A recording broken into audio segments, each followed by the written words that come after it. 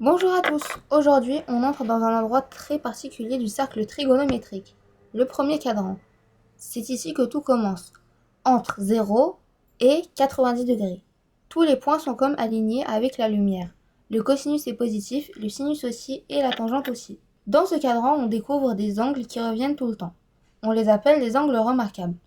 On ne va pas encore les nommer pour l'instant, mais vous les reconnaîtrez très vite. Ce sont eux qui, on apprend par cœur quand on est tout petit, qu'on retrouve dans les fonctions trigonométriques, dans les identités, dans les exercices, partout. Sur le cercle de rayon 1 que je vous ai mis sur GeoGebra, ces angles correspondent à des positions très précises, très symétriques, et leurs coordonnées, c'est-à-dire leur cosinus et leur sinus, ne sont pas des nombres au hasard. Ce sont des valeurs exactes qui ont une structure, une logique presque géométrique.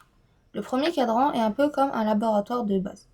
Tout ce qu'on y découvre, on pourra le reproduire dans les autres cadrans, avec des signes différents mais toujours la même beauté mathématique. Alors aujourd'hui, on va observer ces angles sans encore le nommer, mais en comprenant pourquoi eux et pas d'autres sont les repères essentiels du cercle trigonométrique. Donc ici, on a commencé par être dans le cadran 1, ça se voit, comme ça je l'ai écrit. Donc ici, on est à 0 degré, ici on est à 30 degrés, ici on est à 45 degrés, ici on est 60 degrés, ici on est à 90 degrés. Donc déjà, GA est égal à 0,5, HA est égal à 0,7 et DA est égal à 0,9. GF est égal à 0,9, HE est égal à 0,7 et DC est égal à 0,5. Donc là, on va commencer par faire le cosinus, le sinus et la tangente. Donc le cosinus, on va commencer par le cosinus de 0 degré qui est égal à 1. Le sinus de 0 degré est égal à 0.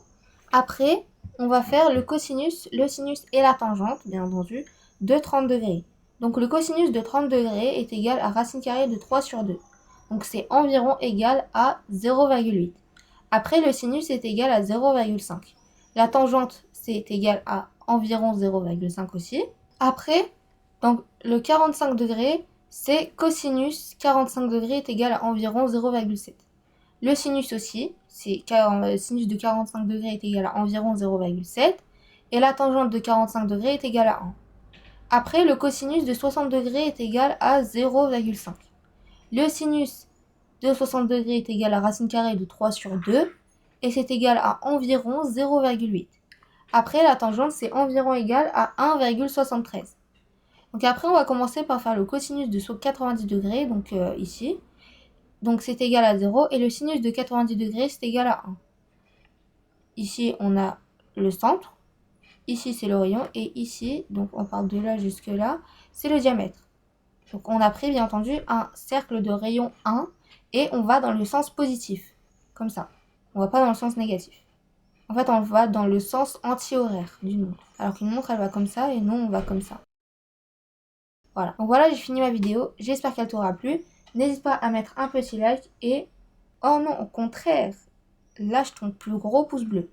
Et abonne-toi, puisque là, j'espère qu'on va bientôt arriver aux 100 abonnés. Et voilà, bye bye, passez une bonne journée.